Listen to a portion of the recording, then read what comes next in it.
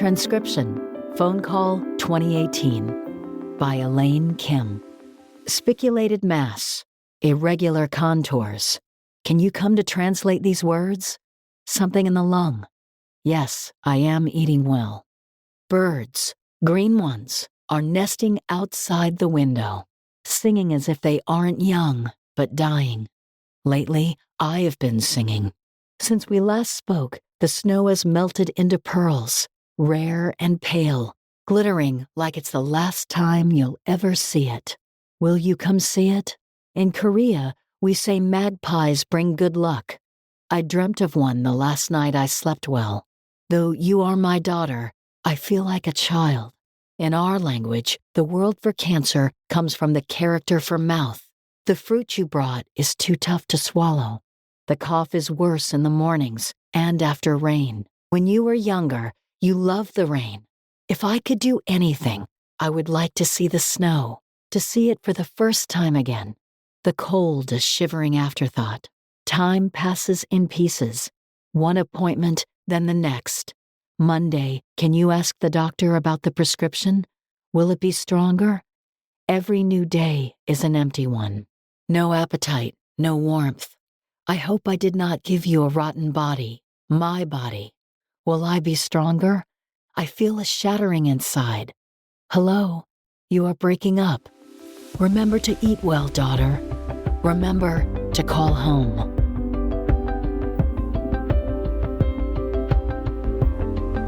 Hello, and welcome to JCO's Cancer Stories, The Art of Oncology, which features essays and personal reflections from authors exploring their experience in the oncology field. I'm your host, Mikkael Sekeres. I'm Professor of Medicine and Chief of the Division of Hematology at the Sylvester Comprehensive Cancer Center, University of Miami. Today we are joined by Elane Kim, a student at Harvard College. In this episode, we will be discussing her Art of Oncology poem, Transcription, Phone Call 2018. At the time of this recording, our guest has no disclosures. Elane, what a joy to have you on our podcast. Welcome, and thank you for joining us. Thank you so much for having me. Very excited. So am I, actually. Elane, I was wondering, I think you may be one of the youngest authors we've accepted a piece from. You had an absolutely gorgeous poem that you submitted to us, and we were so thrilled that you chose us for your submission and ultimately that we were able to publish it. Oh, that's so exciting. So can we start out with just kind of some general questions about you? Can you tell us about yourself? Where are you from? And walk us through how you reached this point in your career. I'm originally from California, but I moved to the East Coast for college, and I'm also a writer. I love to write fiction and poetry. When I first started writing, I wrote for fun for a really long time, but I started to kind of take it seriously in middle school because I went to this one slam poetry event. And I remember I went home and I told my mom, I am going to be a poet. And so ever since then, I've been writing poetry, and it's been really awesome for me because it's my way of expressing myself and translating my world into words and having a space where I'm able to experiment fearlessly. So I love to write, and it's been a journey for me because I started publishing little poems here and there, and now my debut full length is coming out early next year with a small and lovely press. So I'm very excited and also honored to be on this podcast with you. Elena, I can tell you as a parent of a daughter who's a rising senior in college, it's every parent's dream when your child comes home and says, I want to be a poet. So the question I wanted to ask is, are you a writer who dipped her toe into medicine, or are you an aspiring doctor who dipped her toe into writing? Oh my gosh, it's hard to say.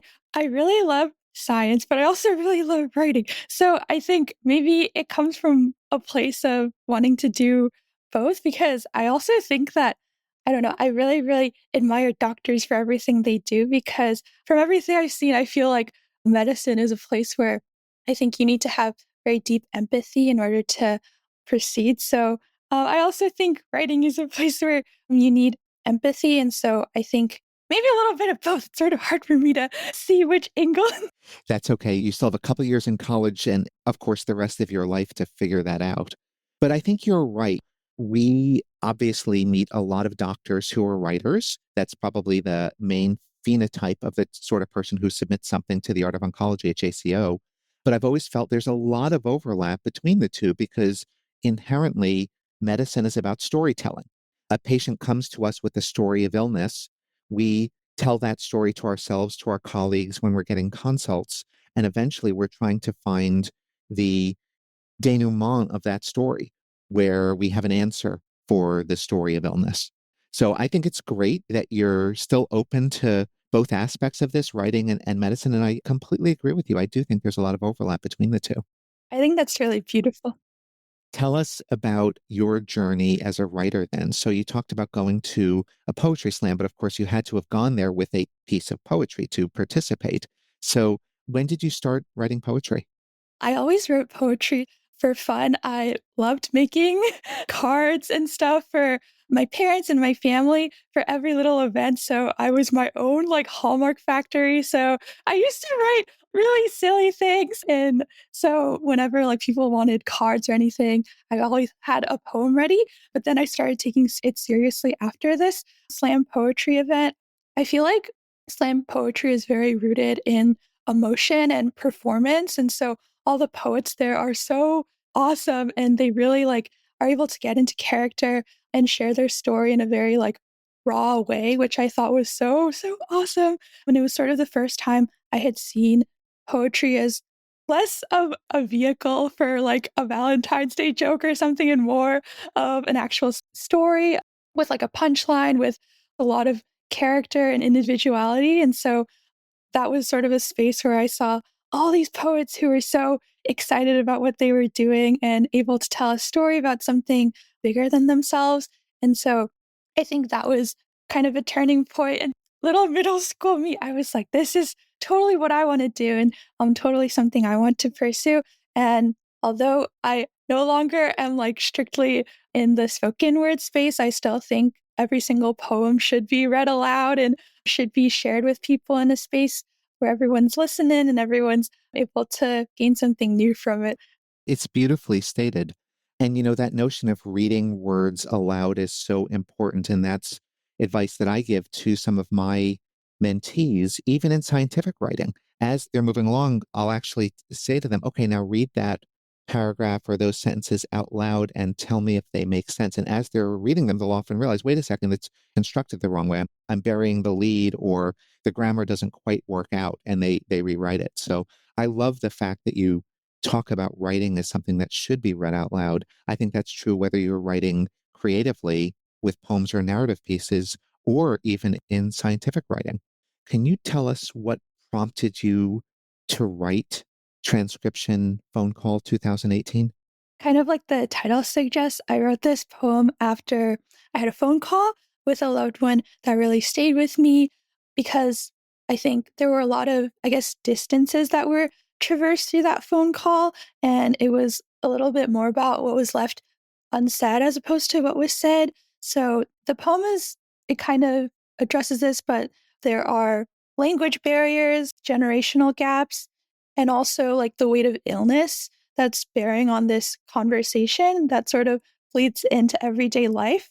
And so I was thinking a little bit about how people can often carry conversations across physical distance and also emotional distance, especially in immigrant families, for example, where a lot of the times communication is something more emotional or cultural rather than something that's, said through sentences.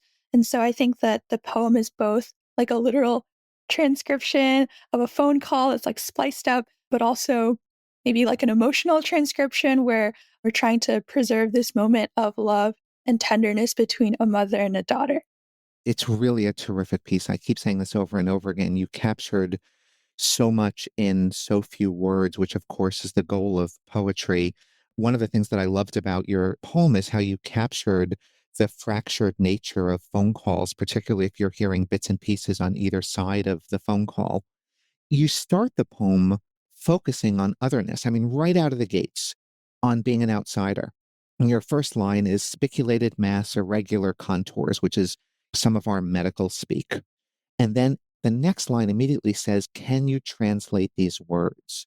You're already saying the person, the character who's speaking that line doesn't get it, right? It doesn't make sense to them. They need help in figuring it out.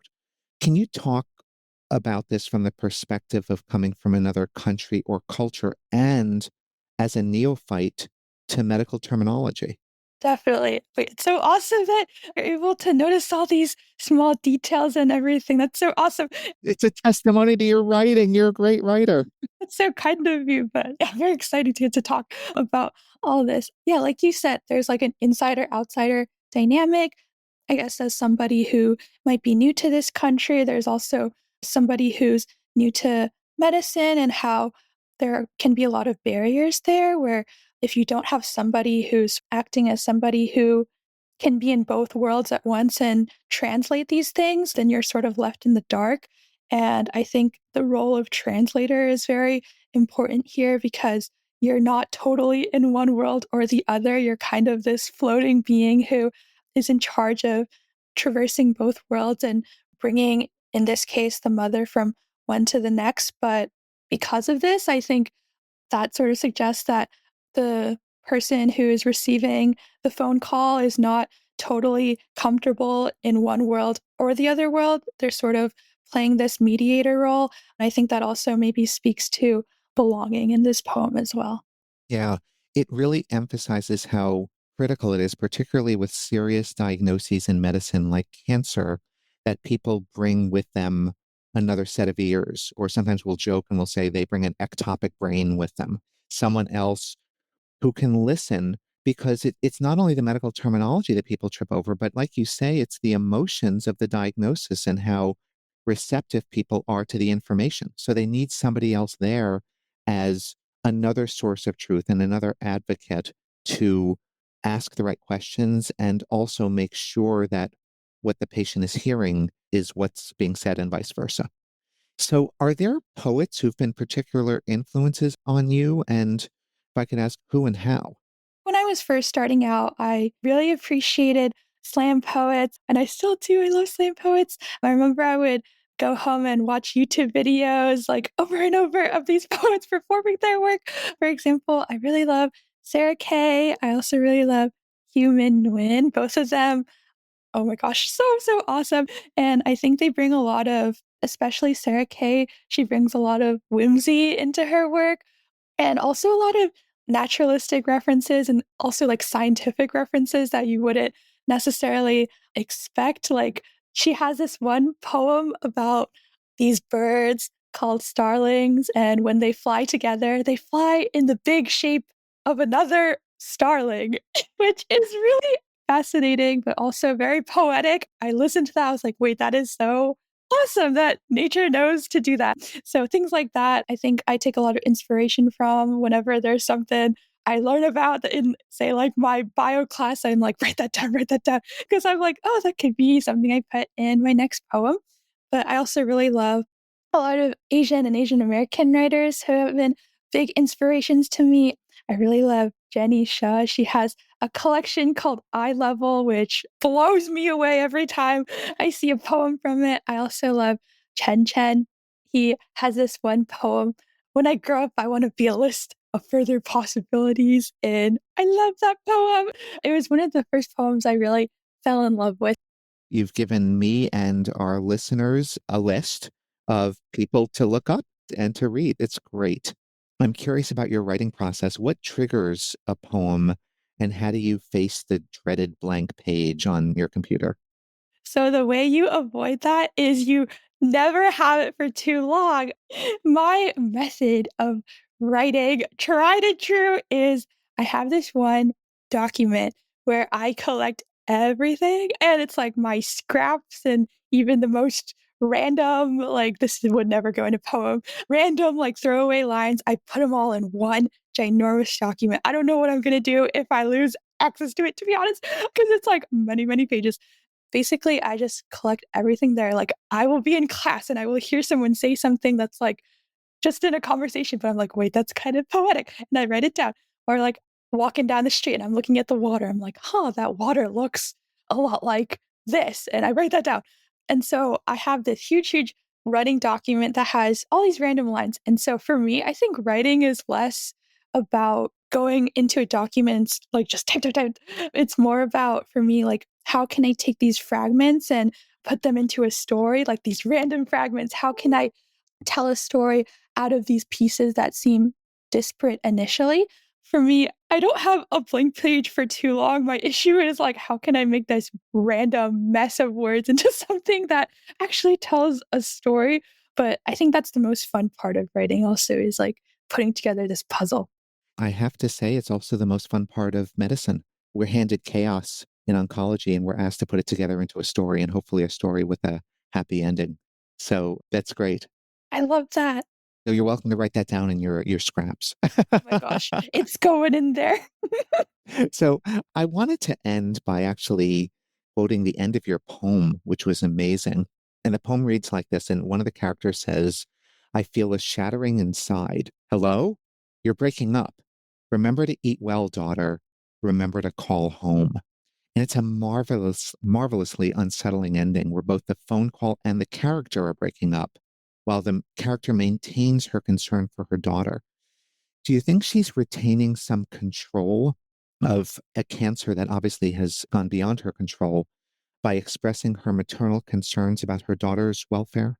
Definitely. I think this poem is a lot about how the mother experiences this loss of control. I think there's a moment where the mother and daughter sort of switch roles during the process of her care. She talks about how she starts to feel like a child again, or she starts to feel less like a mother and more like the daughter. But I think at the end of the day, the way she expresses her care for her daughter is the way that she always has, through like these small gestures. No matter how sick she is, her first concern is always her daughter, and whether, she's getting her meals in, and just hearing her voice over the phone is something that she looks forward to. And so I think being able to like put somebody else above yourself, even when your body is at its most sick, is something that, I don't know, I think I find it very sad, but also I think a lot of mothers would also relate to putting your child above other things in moments of illness. And so I think it's a very poignant moment, but also, yeah, one that kind of rings true. It's a poignant moment in an extremely poignant poem, and beautifully written. We've been talking to Elane Kim about her poem Transcription, Phone Call 2018. Elane, I want to thank you so much for joining us today. You are so incredibly accomplished. I can't wait to read all of your future pieces as well. Oh, thank you so much. Until next time, thank you for listening to JCO's Cancer Stories, The Art of Oncology. Don't forget to give us a rating or review or follow us. And be sure to subscribe so you never miss an episode.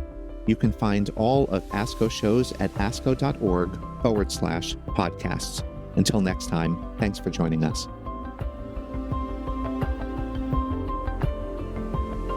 The purpose of this podcast is to educate and to inform. This is not a substitute for professional medical care and is not intended for use in the diagnosis or treatment of individual conditions. Guests on this podcast express their own opinions, experience, and conclusions. Guest statements on the podcast do not express the opinions of ASCO. The mention of any product, service, organization, activity, or therapy should not be construed as an ASCO endorsement.